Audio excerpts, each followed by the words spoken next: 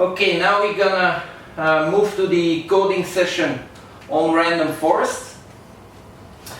As I mentioned, we only gonna do the session on data sets that we have already used in the past.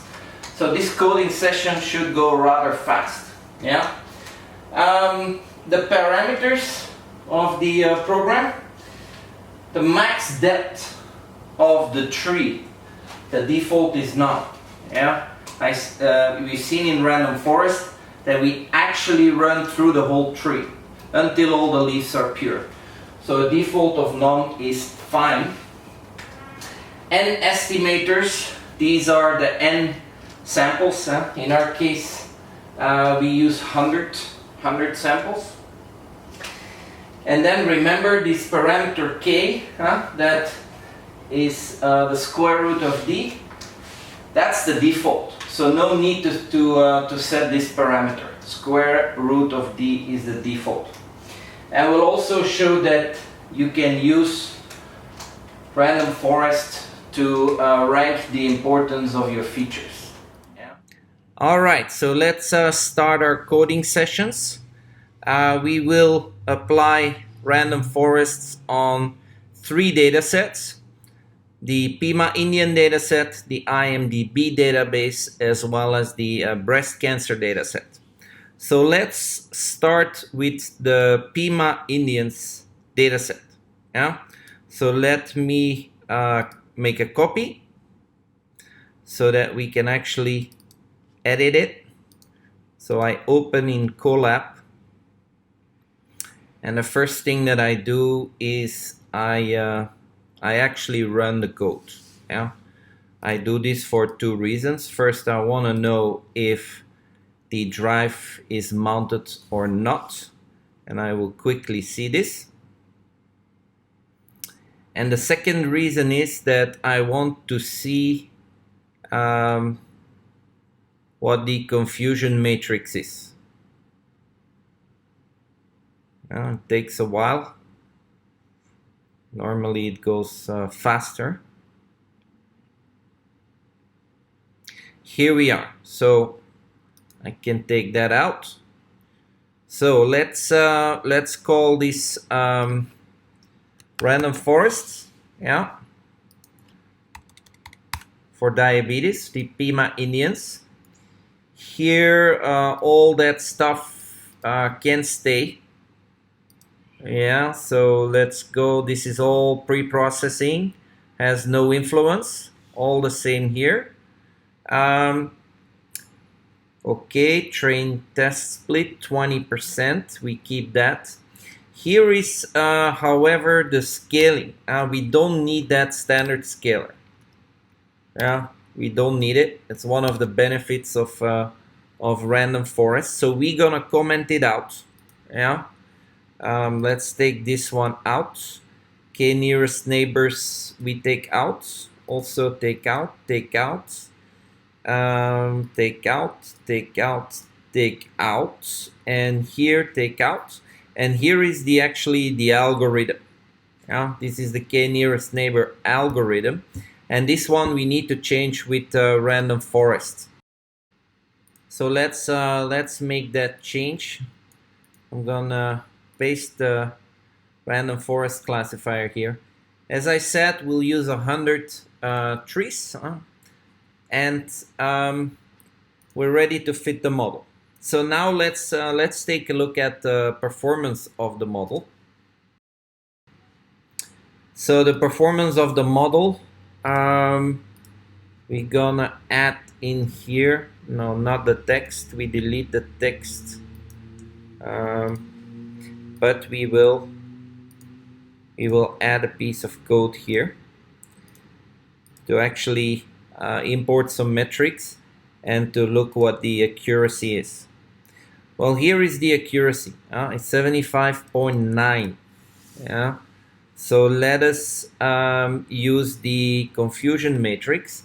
K nearest neighbor, I need to change to model, and let's see where we end up. Here we are. Okay, so Let us take a look at the confusion matrix.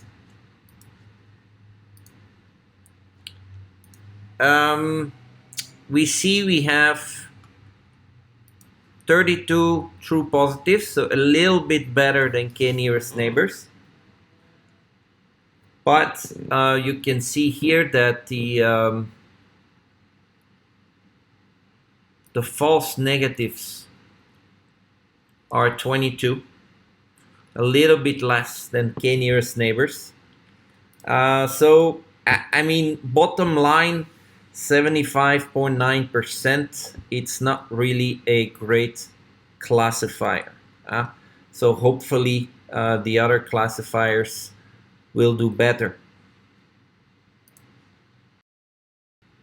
Okay, let's now see if we can apply random forest on the IMDB dataset. So I have here the naive base code, so I'm gonna make a copy.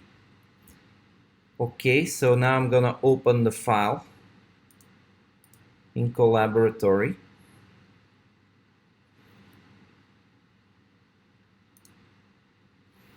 Here we are. And as usual, the first thing I do, I will run the code. And we will change this to random forests. Here we go, random forests IMDB. There's no drive to connect here because it's a standard data set in Python. Yeah. So let's quickly go through it. There's not a lot to change here. So all of this here, this can be deleted. This can be deleted.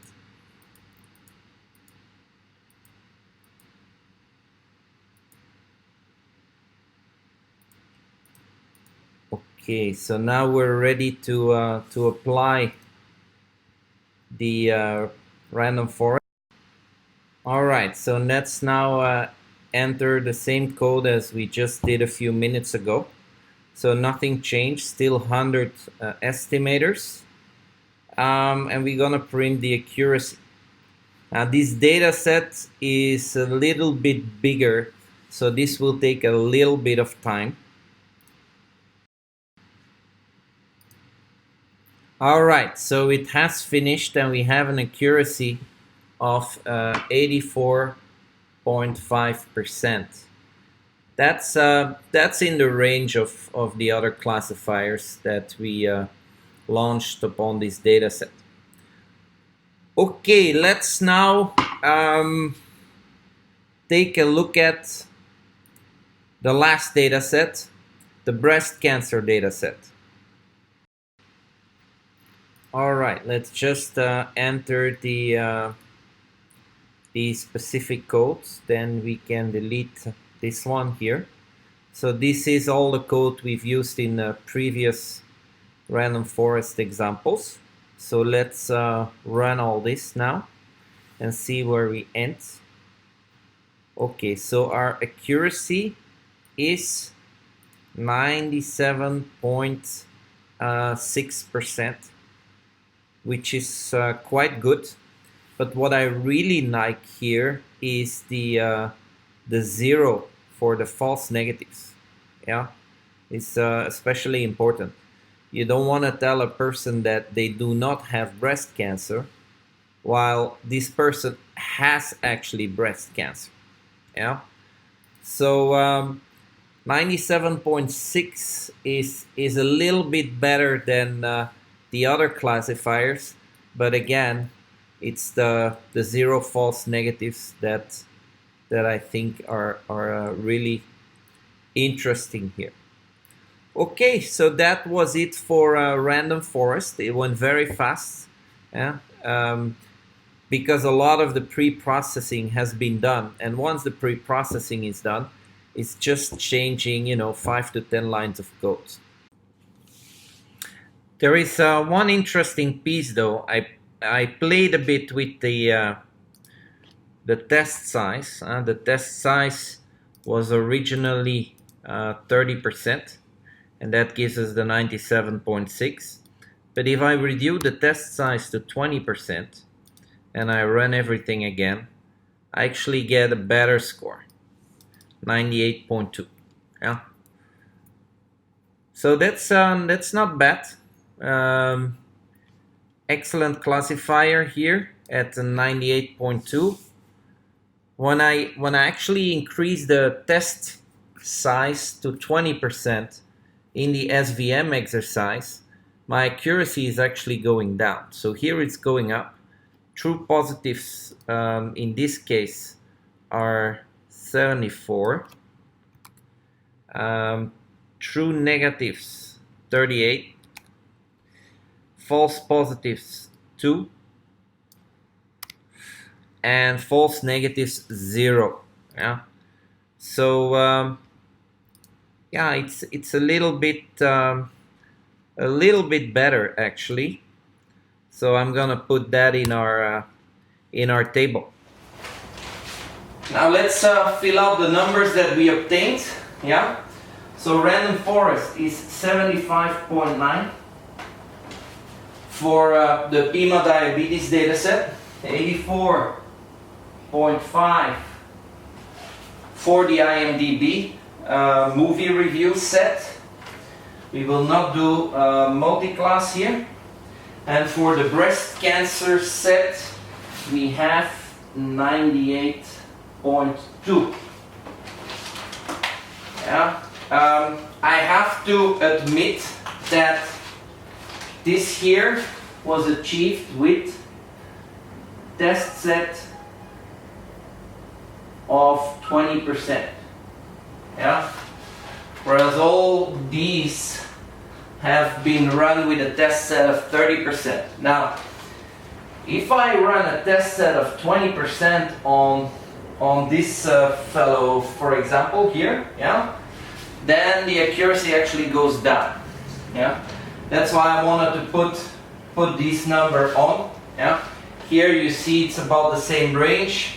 Here it's the highest, but I have to make a little change here. This 74.6 was for k equals to 24. But when you go and look at the notes, you'll see that on the graph, the optimal k is actually 26. Yeah, so the optional k is 26, and then this score is 77.9 when k is 26. Yeah, I just mentioned it here. It's not a big deal. I won't go and change the notes for that. But I wanted you to know that KNN scores better than random forest here.